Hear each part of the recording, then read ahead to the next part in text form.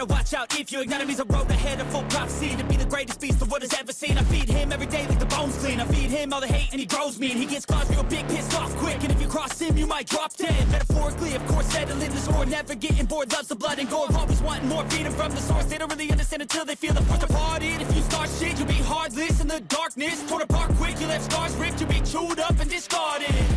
And this world ain't right, won't accept it. Negative energy, I expect it.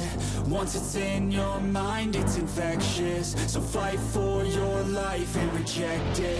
You better give me space, I'm protective. My adrenaline spikes when I'm threatened. And if you stay in my way, I'm aggressive. Cause when there's no exit, I'll kill when I'm desperate.